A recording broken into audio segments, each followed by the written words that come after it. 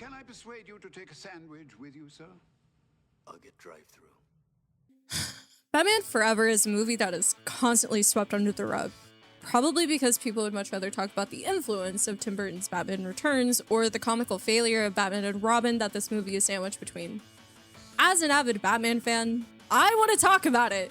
Back in the 90s, we got two quote-unquote successful Batman movies back-to-back by Tim Burton, Batman 1989 and Batman Returns. I cannot overstate how beloved these movies are, with a continuous comic run going on for them, novel sequels, and even a show, Birds of Prey from 2002, that takes place in the same universe. But what went wrong here? Warner Brothers basically decided the profits were only worth it if they could cater towards children, and struck a deal of sorts. After the box office flop that Batman Returns proved to be, Tim Burton was allowed to work on his desired but Michelle Pfeiffer Catwoman movie, and the Batman film series would be handed over to someone else. If you weren't aware that Batman Returns and Batman Forever were in the same film universe, I am so sorry. The late Joel Schumacher ended up replacing Burton as the director of these movies, saying he could make a film better fit for selling toys. Hope that explains why the movie is the way it is, because yes. Two-Face is one of the main villains in this movie, and we start off with mayhem in Gotham as he comically takes hostages in a bank. We learn very quickly Two-Face is just the Joker if they made him PG. Before entering the bank, though, Batman consults Commissioner Gordon, who is with a hot babe, Dr. Chase Meridian, an abnormal psychiatrist who is the hots for Batman. Okay. Listen, I get it. DC can't have a Batman project without at least one love interest for Bruce. But taking into account that this is a film series, and each movie he has switched love interests, Vicky and Selina, but at least they're actual comic counterparts. Chase does not exist in the comics and is original to this movie, and they just make her horny for a bat! You are interesting. After consulting Miss Fuckabat, I'm flattered. Batman is off dealing with Two-Face's whole escapade, resulting in Batman saving the hostages, and Two-Face getting away. Is that the Statue of Liberty? Are we not in Gotham? Oh no. Next up, we meet Edward Nygma. Nygma. Edward Nygma, you hired me personally. Excuse me? Whoa, can you say that? A scientist working at Wayne Enterprises as Bruce's touring and consulting staff. Edward has a bit of a problem idolizing Bruce, clearly over-the-top fanboy behavior towards his employer. Some people have been trying to keep us apart. Back to work, Edward. During this interaction, though, Edward shows us what he's been working on, a device that can send television signals directly to the brain. Bruce is ready to get out of there and away from Eddie, but he demands an answer to his project approval immediately. So, Brucey Boy, being smart, decides tampering with people's brainwaves, mind manipulation. It just raises too many questions. oh, hey look, the bat signal is on. Now we can get into some Chase. That's improper use of the bat signal. You use the bat signal to have bat sex! I don't approve! Back then, they didn't have the technology of Tinder. Back then, they had to use fucking smoke signals and shit. Come on. Back then, the 90s? Yeah. Back to the real action, Eddie Boy decides to kill his boss in pure rage and stage it as a suicide. And with that, we get our first riddles! Let's go! Both are left for Bruce Wayne, so he calmly consults Dr. Chase about the riddles, where she calls the one who left the letters a wacko. Come on, Chase. You're a doctor. You're better than this. And after their 100% professional banter, I really gotta get you out of those clothes. we end up at the circus. Here we are introduced to the Flying Graysons, the series introducing our beloved Robin. Okay, sort of beloved. But before we can get too attached, here comes Two-Face hijacking the show, asking for Batman to reveal himself or he will set off this comically oversized bomb. The crowd erupts in chaos, and even though Bruce tries to reveal himself as Batman, he is just too darned quiet. The Flying Graysons work together to get the bomb out of the building and into a river, and everyone is safe! Oh yeah. Dick's family is dead. Bummer. But hey, On the bright side, now he gets a rich dad. Oh. Yeah. So they aged him up in this. Bro even has a motorcycle. Do not even get me started on the earring. Shit! Dick gets all edgelord. Fix on Two-Face. I want to kill him. And tries to leave, but Bruce persuades him with motorcycles and food. Looking real good for Dick Grayson fans.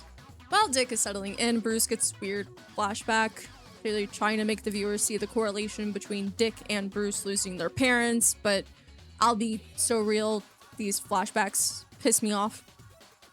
Moving on, Edward is trying to reinvent himself to align more strongly with his values. Then we are shown arguably my favorite characters in the movie, Sugar and Spice. They're basically Harvey's two girlfriend assistants for both of his personalities, with Sugar being played by Drew Barrymore. Go figure. Riddler then drops in on their dinner plans in his new getup, and they team up together to humiliate Batman. Riddler and Two-Face then set out on several different robberies to help fund the box. The box! Quick jump back to Wayne Manor. What the fuck are you doing? No. Seriously, what the fuck is this? Who does this? Stop. Just, please? Stop? Anyway, Chase and Bruce try to set the mood for the evening. Okay, what way to drop some lore. Fucking trauma dump. All the while, Dick Grayson finds out about the Batcave and takes the Batmobile out for a joyride. Go for a little ride of my love machine, baby. It is really hard to like him in this movie. But he ends up saving a girl from the Joker gang, I guess. Oh, and look, some family bonding. You don't stupid anywhere to circus! Still alive! Chase and Bruce go to a gala hosted by Edward to show off his new product, and Bruce gets tricked into trying it out, and the machine is used to gather information on him, revealing himself to be Batman. But Two-Face intervenes at the party, robbing the guests before Batman pursues him. Batman almost dies, but guess who's there to save the day? Batman then meets up with Chase as she asks him to, only to confess she wishes he was Bruce. Seriously, I want to love this character so bad, but she just does not make sense whatsoever. Later on, Chase meets Bruce at Wayne Manor, and we can skip the flashback shit, right? I have a psychology degree, and even I find this shit annoying. I'm so hot when you trauma dump. Give me a big schmoop. I mean, if you think about it, this is kind of what she wants. You know, like as a psychiatrist, you don't want to avoid a man, you want a man that trauma dumps. Mm-hmm. Since it's Halloween, Riddler and Two-Face get into the manor by wearing masks and ringing the doorbell, hurting my boy Alfred. And then...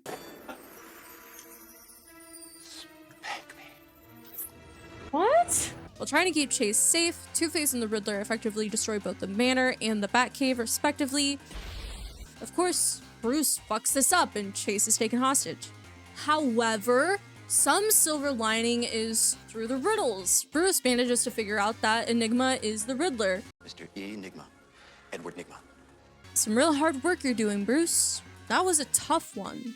Batman and Robin team up to go save her, and I do like the scene where they're using Battleship to try to take them down. These bitches really out here playing Battleship. These bitches gay. Robin and Batman get to the final battle, and Robin gets his very much undeserved character arc of not letting Two-Face die, and instead seeking justice for his family, not revenge. But this results in Robin getting kidnapped for the final riddle of the movie, as Riddler, There he is. The gayest of them all. makes Batman choose between saving Dick or Chase, the riddles all leading to him choosing between being Bruce Wayne or Batman. Of course, he manages to save them both, and Harvey dies. Anyway, glad that was a whole ordeal. And with Riddler's machine broken, he goes fully senile and is locked up in Arkham Asylum. The movie ends with Riddler being questioned by Dr. Chase, as Edward is said to know the identity of Batman but claims I'm Batman.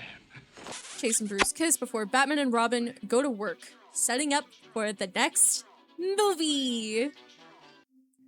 So, what'd you think?